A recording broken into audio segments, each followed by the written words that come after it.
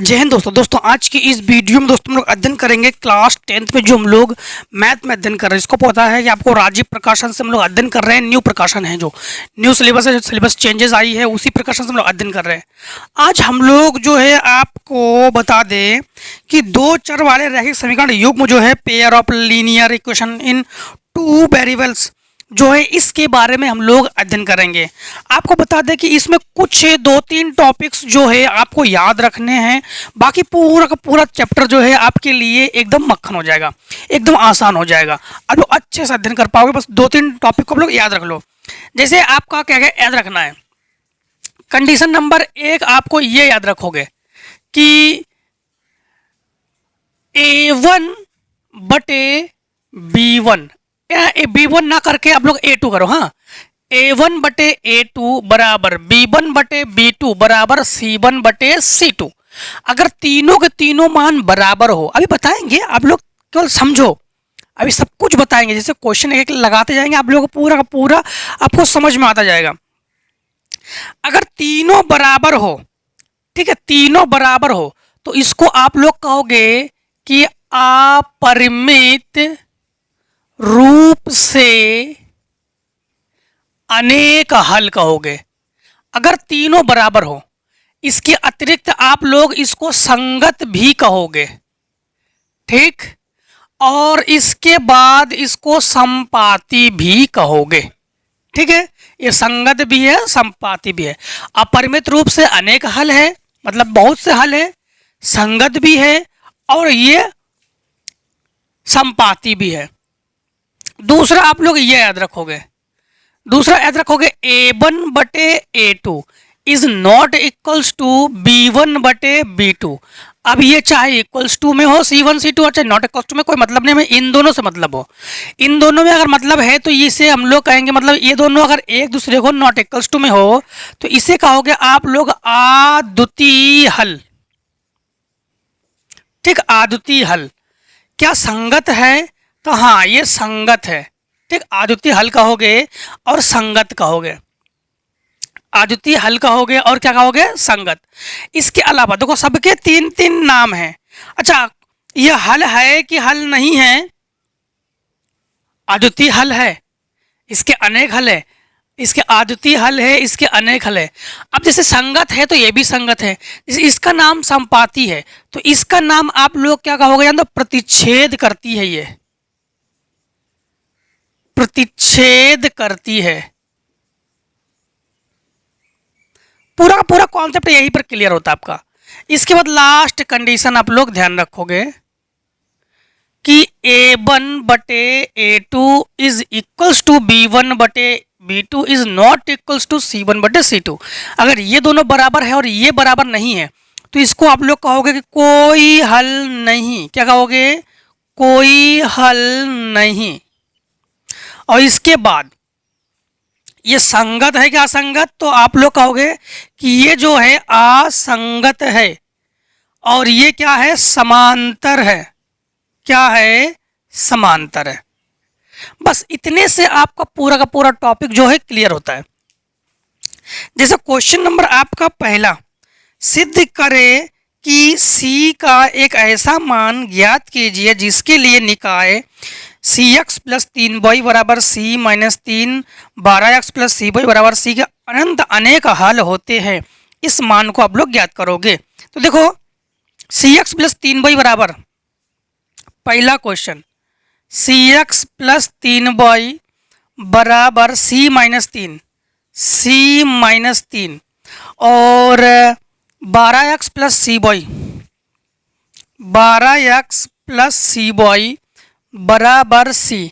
देखो, अनेक हल के लिए C, अनेक हल के लिए हम लोग क्या करते हैं, जब अनेक हल हो तो तीनों के तीनों आपस में बराबर होंगे।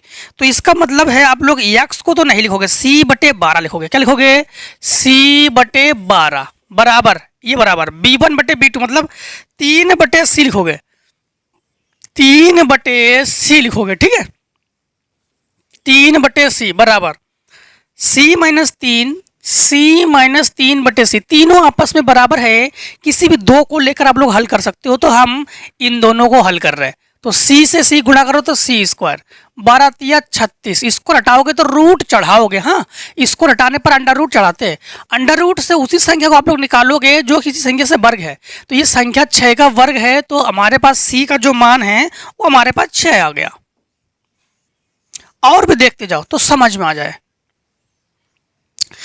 क्वेश्चन नंबर दूसरा में अनुपातों A1, A2, B1, B2, C1, C2 की तुलना कर ज्ञात कीजिए कि निम्न समीकरण युग्म रेखा एक बिंदु पर प्रतिच्छेद करती है, समांतर है अथवा समपाती है। देखो पहला, दूसरे का पहला है 5x minus 4y, 5x minus 4y, ठीक, 5x माइनस 4y प्लस 8 बराबर 0, प्लस 8 बराबर 0, 7x plus 6y, 7x plus 6y minus 9 बराबर 0, माइनस 9 बराबर 0। देखो कैसे लिखोगे, सबसे पहले लिखने का तरीका क्या है, हम लोग 5 के बटे में 7 लिखेंगे, तो 5/7, ये एक्स लिखेंगे नहीं, फिर ये माइनस चिन्ह है तो माइनस 4/6 प्लस 6, प्लस को लिखने की जरूरत नहीं है, फिर 8/-9।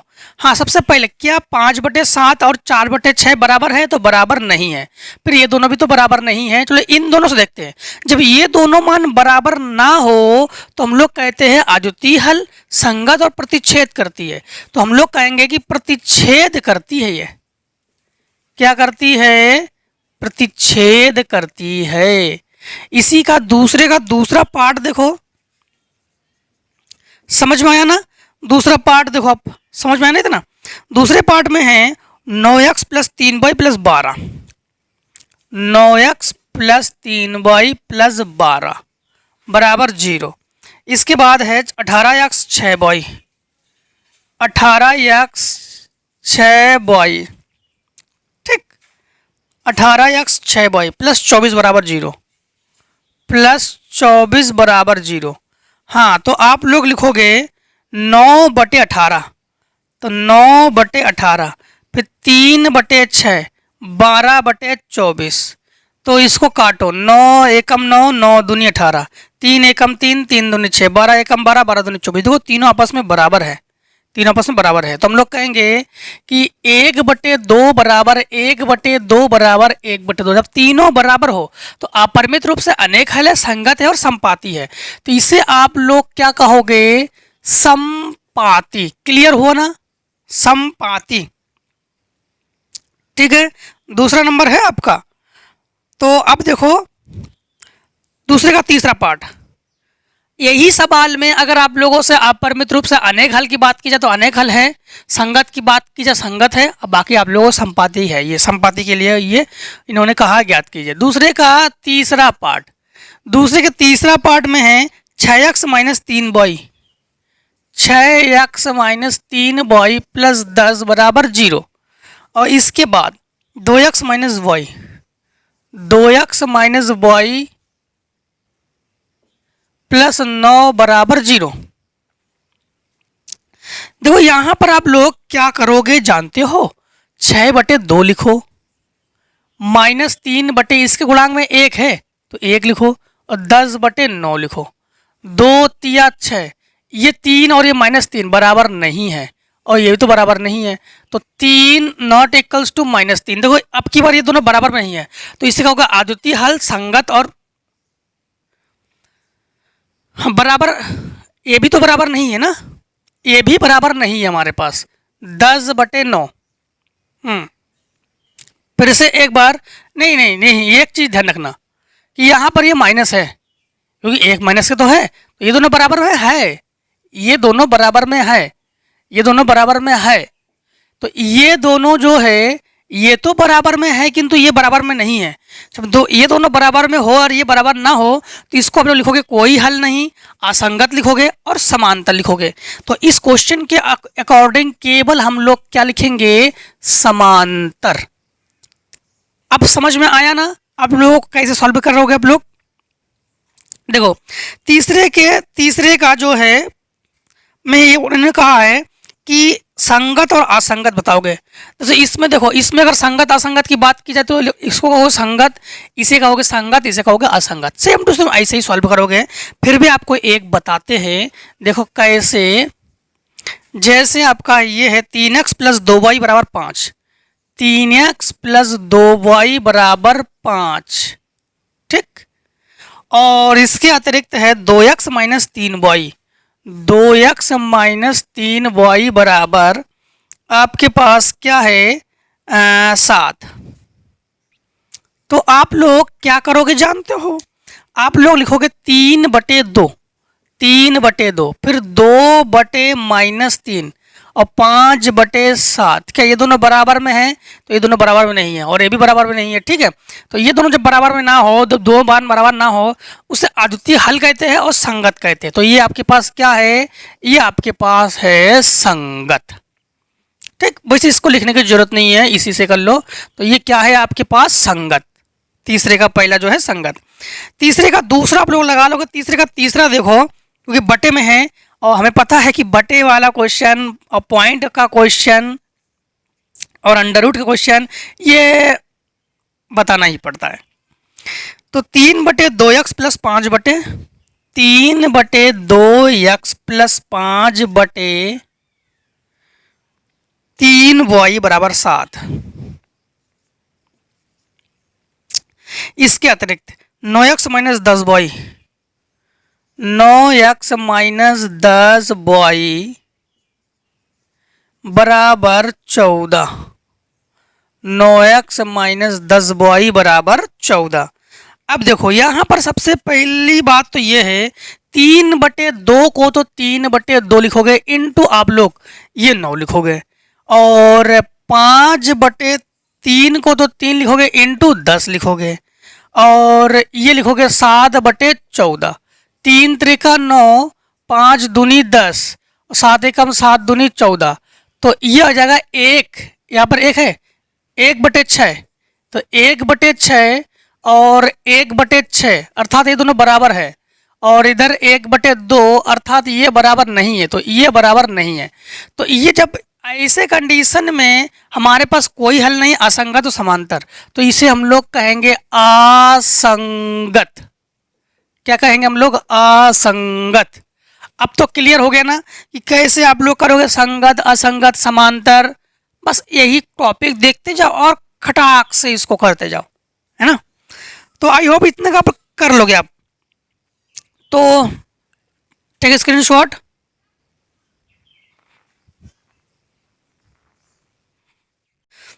देखो कुछ बच्चों का कमेंट आ रहे थे कि सर जी जो है हम लोग फार्मूले कैसे तैयार करें। तो फार्मूला तैयार करने के लिए आप लोगों को क्या करना होगा जानते हो? हर क्वेश्चन में फार्मूला लिखते लिखते जाओ, फार्मूला तैयार हो जाएंगे। देखो आपका क्वेश्चन नंबर 4, कौन से संगत या असंगत है? तो क्वेश्चन नंबर 4 को सेम टू सेम आप लोग क्वेश्चन नंबर 3 की तरह ही करोगे, कर लोगे। क्वेश्चन नंबर 5 को देखो, 4 को सारे क्वेश्चन कर लो, कोई क्वेश्चन ऐसा नहीं है कि भट्टे में हो या पॉइंट में हो। हाँ, 4 को सारे क्वेश्चन आप लोग कर लोगे। क्वेश्चन नंबर 5 को देखो, क्वेश्चन नंबर 5 में है एक आयताकार बाग जिसकी लंबाई चौड़ाई से 4 मीटर अधिक है का अर्ध परिमाप 36 है, बाग की बीमारी ज्ञात कीजिए। सबसे पहले जिससे से कही जाए वही आप लोग मान लो, समझना। एक आयताकार बाग जिसकी लंबाई चौड़ाई मानो, तो माना चौड़ाई बराबर x मीटर, तब लंबाई क्या होगी? लंबाई जो है वो चौड़ाई से 4 मीटर अधिक है। तो x प्लस 4, अधिक का मतलब प्लस कर दो, अधिक है। तब इनका कहना है कि इसका जो अर्ध परिमाप है वो 36 मीटर है। बाग की बीमारी याद करो, 36 मीटर। तो आयत का परिमाप आपको बताते हैं, आप लोगों ने क्लास 9th में इसका अध्ययन किया है। आयत का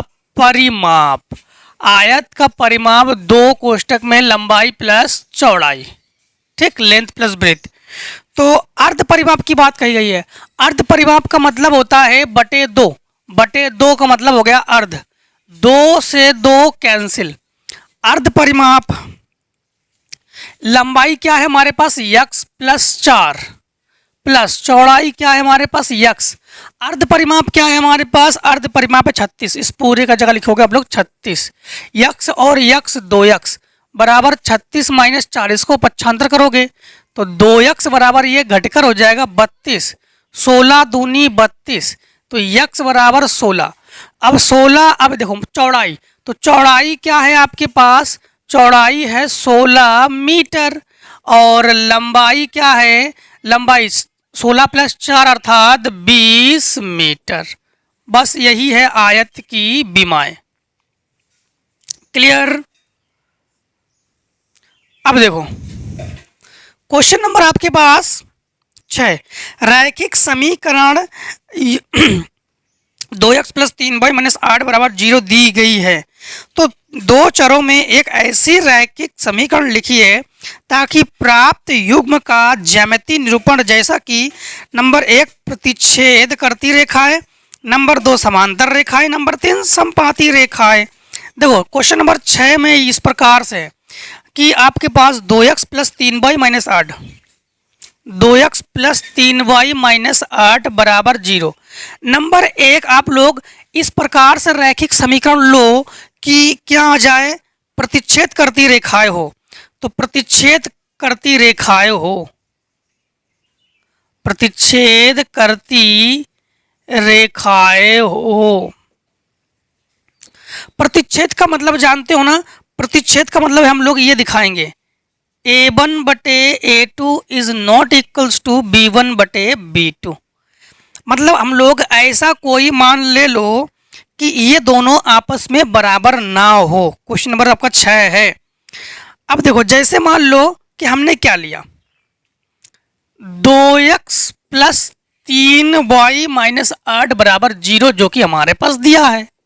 ठीक, हमने क्या किया, यहाँ पर 3x ले लिया और यहाँ पर 2y ले लिया माइनस। अब माइनस ले लो, प्लस ले लो, 8 की जगह 16 ले लो, 17 ले लो, 15 ले लो, 20 ले लो, कुछ भी ले लो, कोई दिक्कत नहीं। ठीक, हम यहाँ पर एक कम 0 लेते हैं। अब देखो कैसे, यही हो गया हमारे पास आंसर। अब इसको हम आपको प्रूफ करके दिखा रहे हैं। यही हो गया हमारे पास आंसर। अब देखो प्रूफ करके दिखा रहे हैं कैसे, 2/3 और 3/2 क्या दोनों बराबर है, नहीं है, तो आपके पास प्रतिच्छेद करती रेखाएं है। अब देखो दूसरे कंडीशन में इनका कहना क्या है, दूसरे कंडीशन में कहना है कि समांतर रेखाएं हो, समांतर रेखाएं हो। समांतर हो जब हो तो आपको पता है ना कि A1 बटे जो A2 है वो इक्वल्स टू B1 बटे B2 है, किंतु नॉट इक्वल्स टू C1 बटे C2 है। अब की बार इन दोनों को तो बराबर ले लो, किंतु इसको बराबर नहीं लोगे। क्लियर। तो आप लोग अपने अकॉर्डिंग ले सकते हो। जैसे आप लोग समझना, यहाँ पर ये तो आपके पास 2x प्लस 3y माइनस 8 बराबर 0 है। आप लोग यहाँ पर 2x को 2x ले लो, 3y को 3y ले लो, यहाँ पर ले लो 15, 18, 20, 25 कुछ भी। ठीक, यहाँ पर अब दो कैसे, 2 के बटे में 2, 3 के बटे में 3 और 8 के बटे में 15, इससे कैंसिल। ये दोनों तो बराबर है किंतु ये बराबर नहीं है, तो अर्थात ये दोनों बराबर है, ये बराबर नहीं है, मतलब आपके पास समांतर है, मतलब इसका कोई हल नहीं। तो आपके पास आंसर के रूप में ये कर लो। अब 15 की जगह आप लोग 20, 25, 30 कुछ भी कर लो, 8 को छोड़कर, 8 को छोड़कर कुछ भी कर लो। अब देखो आप लोग इसमें कह रहा है समपाती रेखाएं हो, समपाती रेखाएं हो। तो समपाती का मतलब तो आप लोग जानते हो, समपाती का मतलब तीनों बराबर। कैसे कि A1 बटे A2 बराबर B1 बटे B2 बराबर C1 बटे C2। एक काम करो, हमारे पास तीनों बराबर करने के लिए हम लोग क्या करेंगे, हमारे पास ऑलरेडी पहले से 2x प्लस 3y माइनस 8 बराबर 0 है ना, यहाँ पर सेम ले लो या दोगुना ले लो, तो 4x प्लस 6y माइनस 16 बराबर 0। यही आपके पास आंसर हो गया। इसको हम कैसे आपको प्रूफ करके दिखा रहे हैं। यहाँ पे कुछ और भी ले सकते हो आप लोग, हमने तो इसे ले लिया आपको।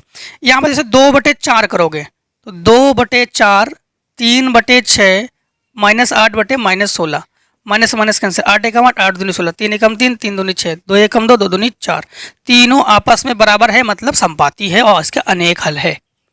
क्लियर।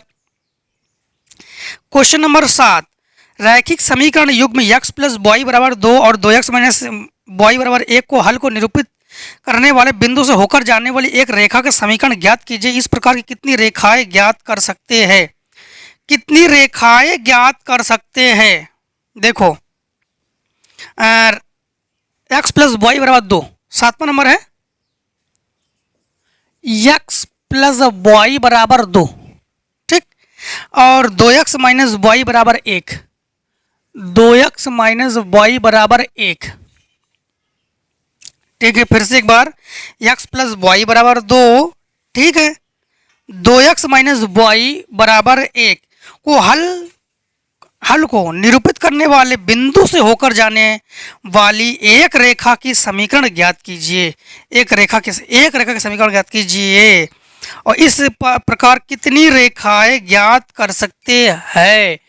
अब देखो, सबसे पहली बात तो ये है कि हम लोग एक काम करते हैं, एक समीकरण आप लोग ज्ञात करोगे, ठीक। अगर आप लोग ऐसे करते हो तो 1/2 यहाँ पर 1 और यहाँ पर 2/1, यानी आपके पास ये अद्वितीय हल है। ऐसे तो इसका अद्वितीय हल है, ठीक है, क्योंकि ये दोनों बराबर नहीं है, अद्वितीय हल है। हम लोग सबसे पहले एक काम करते हैं कि इसको मान लेते हैं समीकरण 1, इसको y को पक्षांतर कर देते उधर। एक काम करो, इसको इसमें से x को पक्षांतर कर दो, तो y बराबर 2 माइनस x समीकरण 1, और समीकरण इसमें मान रख दो, तो 2x माइनस y की जगह 2 माइनस x, ठीक, 2 माइनस x बराबर आपके पास क्या हो जाएगा? 1। अब आपके पास यहाँ पर ध्यान रखना कि यहाँ पर 2 इस माइनस का अंदर गुणा करते हैं हम लोग, तो 2x माइनस 2 प्लस x बराबर आपके पास हो गया आपके पास 1। इस 2 को उधर पक्षांतर कर दो, 2 और 1 3, तो 3x बराबर आप लोग पक्षांतर करोगे तो 2 और 1 3, 3 एकम 3 यानी कट के x बराबर आपके पास क्या आ गया? 1। अब समझना, इसका मान आप लोग समीकरण किस में रखोगे? समीकरण रखोगे 1 में।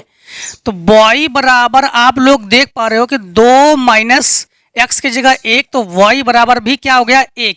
तो x बराबर भी 1, y बराबर भी 1, जो कि बिल्कुल सही है। देखो यहाँ पर 1 और 1 2, और 1 और 1 यहाँ पर 2। क्लियर? आप लोग देख पा रहे हो x बराबर भी 1, y बराबर भी 1, अर्थात आप लोग कहोगे जो y है वो x के बराबर है।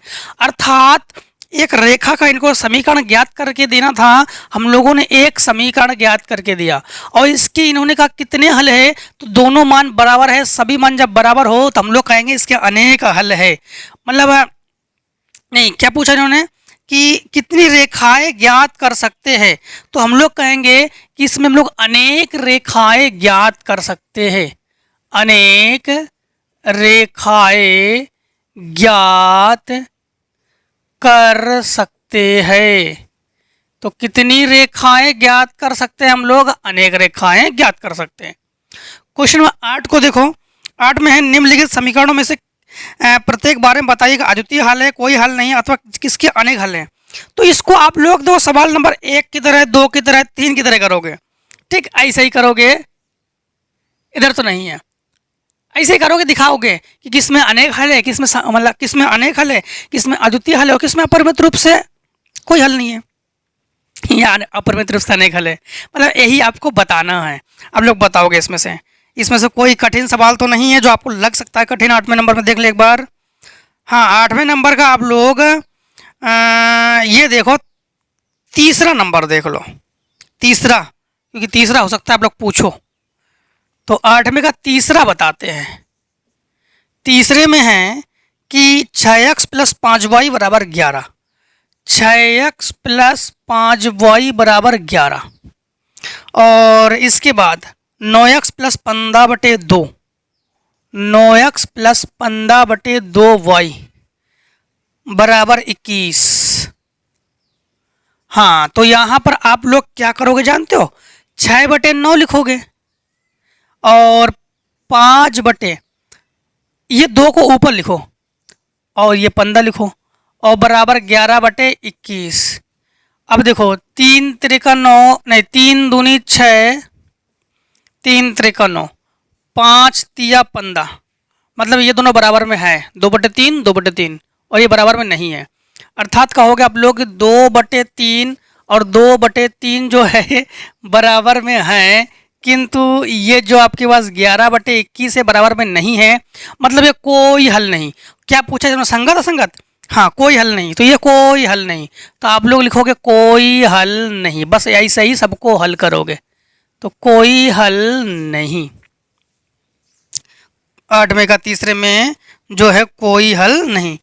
अब देखो आप लोग क्वेश्चन नंबर 9, क्वेश्चन नंबर 9 में है, 9 में भी है सेम टू सेम ऐसे ही कि प्रतिच्छेद करती है, समांतर है, संपाती है, सेम टू सेम। आप लोग क्वेश्चन नंबर 1 2 3 की तरह करोगे, अभी जो बताया था ऐसे करोगे तो आप लोग कर लोगे, है पूरा उम्मीद है। हाँ, क्वेश्चन नंबर 10 में भी आप लोग कर लोगे संगत असंगत, तो संगत असंगत आप लोग आसानी से बता दोगे। क्वेश्चन नंबर 11 को देखो, 11 का देखो, तो इससे पहले इतने का शॉर्ट कर लो आप लोग।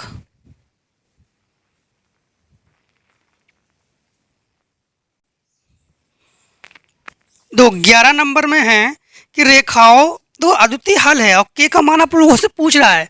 वही सिंपल है, लेकिन आपको कैसे करना क्या, देखो 2x प्लस के वाई बराबर 1, 11 नंबर में 2x प्लस के वाई बराबर 1, ठीक, और 3x minus 5y, 3x minus 5y बराबर 7 अद्वितीय हल है।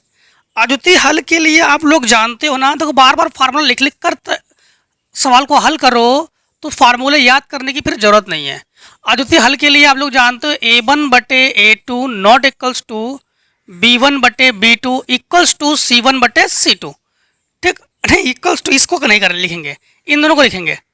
तो यहाँ पर 2/3 लिखो, 2/3 नॉट इक्वल्स टू k/-5 लिखो, ठीक, इसके साथ गुणा करो तो ये हो जाएगा 5 दूनी 10/3 नॉट इक्वल्स टू के। यानी आप लोग कहोगे जो के जो है -10/3 के बराबर नहीं है।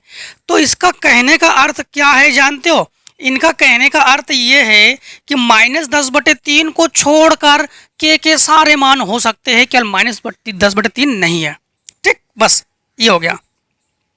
फिर से एक बार समझ लो, -10/3 को छोड़कर बाकी सब मान के लिए हो सकते हैं, बाद बाकी 10/3 को छोड़कर।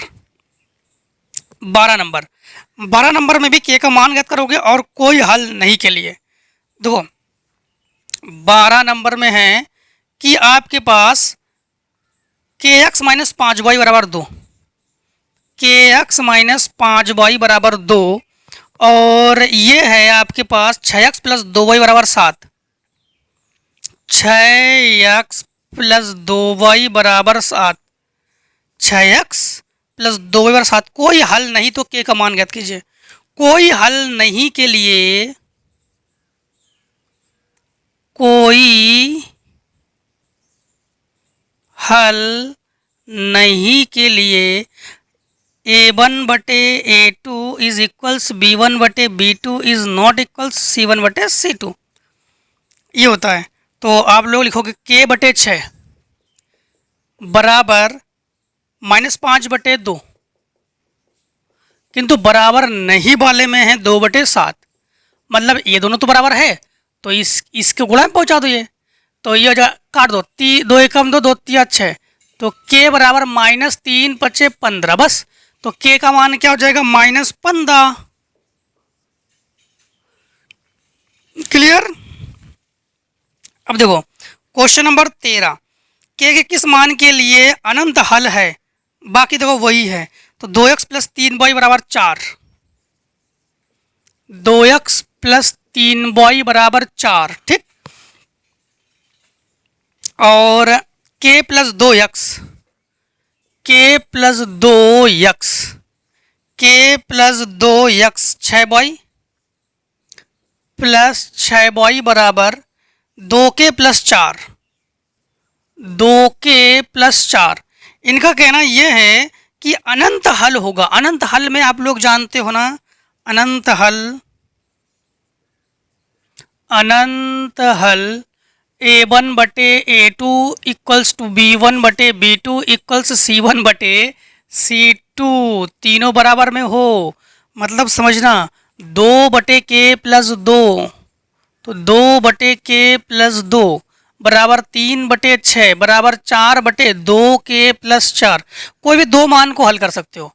तो हम एक काम करें, 3 एकम 3, 3 दूनी 6, हाँ 2 दूनी 4, और इसके साथ गुणा करोगे तो k+2, इसको पक्षांतर करोगे तो k बराबर 2, क्योंकि 4 से 2 घटा दो 2, k बराबर 2, यही आंसर है। ठीक। 14 नंबर देखो, 14 नंबर में p के किस मान के लिए युग्म समांतर रेखाओं को निरूपित करेगा? देखो, -x + p/, -x + p/, -1 बराबर 0, -1 बराबर 0, और इसके बाद px - y, -1 बराबर 0, -1 बराबर 0। ठीक। इनका कहना है कि p के किस मान के लिए समीकरण युग्म समांतर रेखाओं को निरूपित करेगा। समांतर रेखा है, समांतर जानते हो आप लोग, समांतर का मतलब इसे समांतर कहते हैं।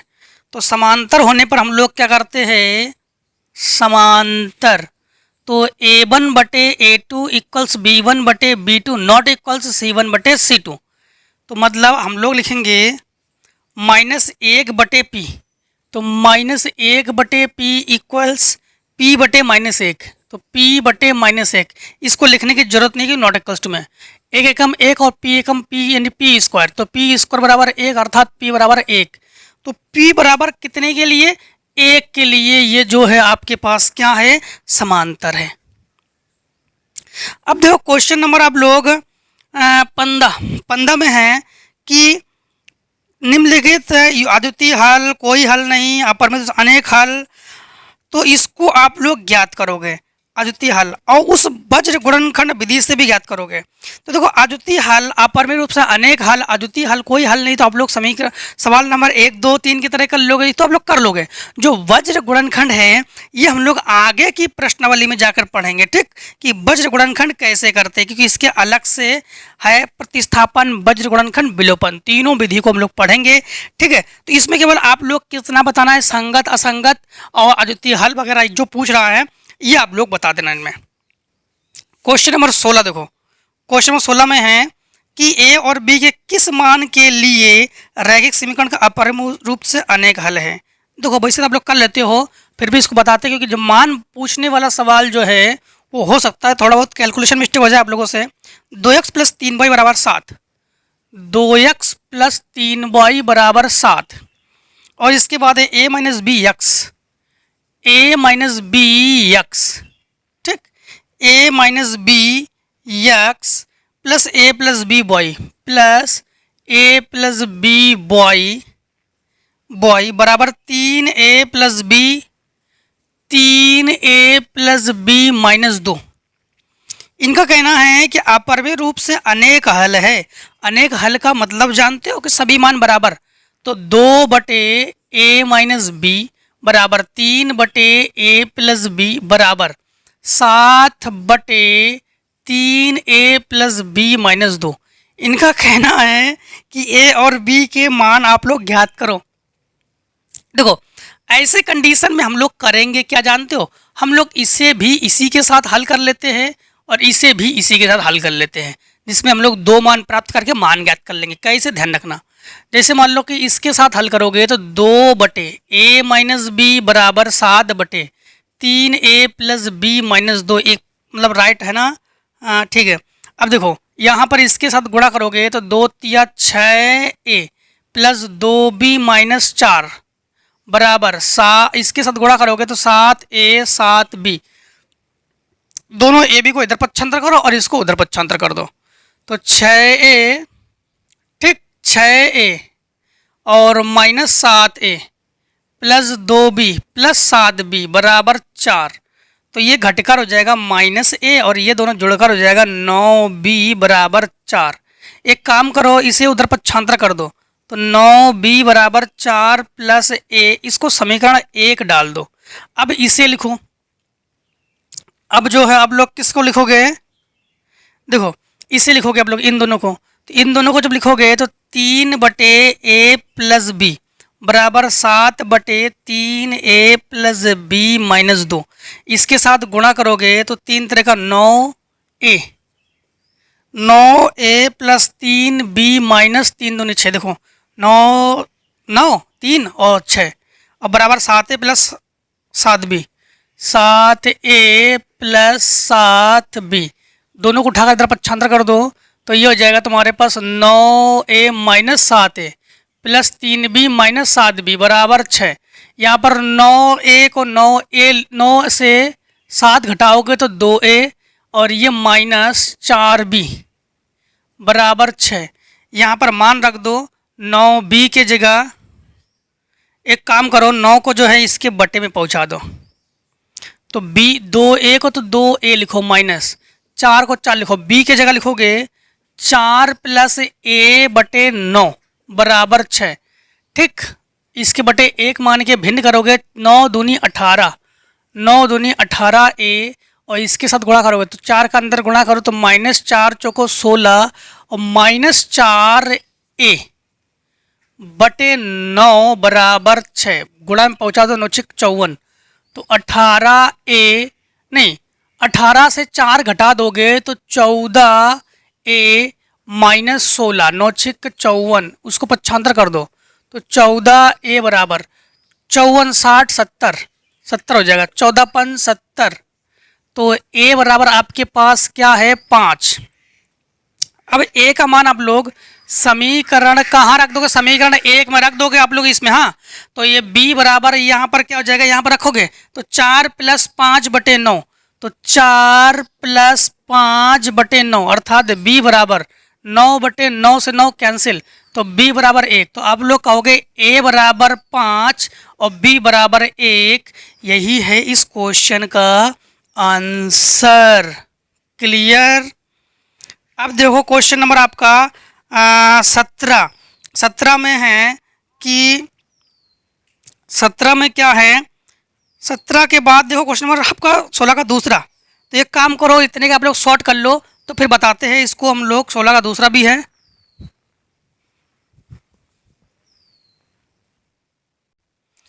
देखो 16 का दूसरा में k का मान आपको ज्ञात करना है और कोई हल नहीं के लिए 3x प्लस वाई बराबर 1।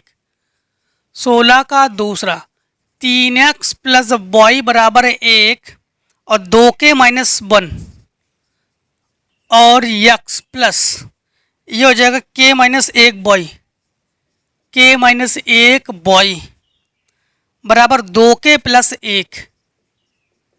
आप लोग क्या करोगे, कोई हल नहीं के लिए। हाँ कोई हल नहीं तो है ना, हाँ कोई हल नहीं तो कोई हल नहीं, कोई हल नहीं के लिए a1 बटे a2 इज इक्वल्स b1 बटे b2 is not equals c1 बटे c2। अब आप लोग यहाँ पर देखो 3 बटे 2k माइनस 1 लिखोगे बराबर 1 बटे k माइनस 1 लिखोगे, नॉट इक्वल्स टू में 1 बटे 2k प्लस 1 लिखोगे। इन दोनों को हल करोगे, इसके साथ गुणा करोगे तो 3k माइनस 3 और ये हो जाएगा 2k माइनस 1। k को इधर पक्षांतर करो, 3 को उधर पक्षांतर करो तो 3k माइनस 2k बराबर माइनस 1 प्लस 3। इन दोनों को घटा दो तो k और इन दोनों को घटा दो तो 2 तो k बराबर आपके पास क्या आ गया है 2।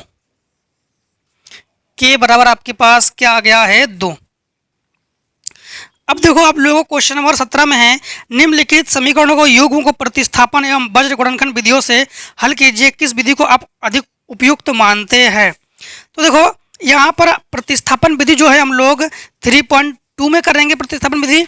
अभी वज्र गुणनखंड विधि इसमें करके देते हैं क्योंकि आगे हाँ इसमें करके देते हैं एक जिसको आपको समझ में भी आ जाए तो आप लोगों को मन में डाउट न रह जाए। ठीक, 17 का एक ही है 8x प्लस 5y। प्रतिस्थापन हम नहीं कर रहे, इसमें प्रतिस्थापन जो है आपको आगे बताएंगे 3.2 में। इसमें वज्र गुणनखंड बता रहे आपको 8x प्लस 5y और माइनस 9 बराबर 0। 9 बराबर में है ना तो माइनस 9, 9 को उठाकर इधर ले आओगे तो माइनस 9 बराबर 0। फिर 3x प्लस 2y माइनस 4 बराबर 0। 4 उधर है, इधर पक्षांतर करके लाओगे तो 0 लिखोगे। ठीक है, बराबर को उधर।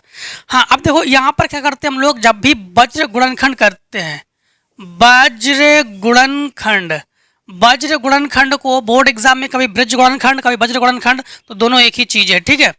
अब देखो वज्र गुणनखंड करते समय हम लोग क्या करते हैं कि 3 क्रॉस लगाएंगे। कितने क्रॉस लगाएंगे? 3 क्रॉस लगाएंगे, ठीक। इस क्रॉस वाले में हम लोग यक्स, इसमें बॉय और इसमें 1 लिखेंगे।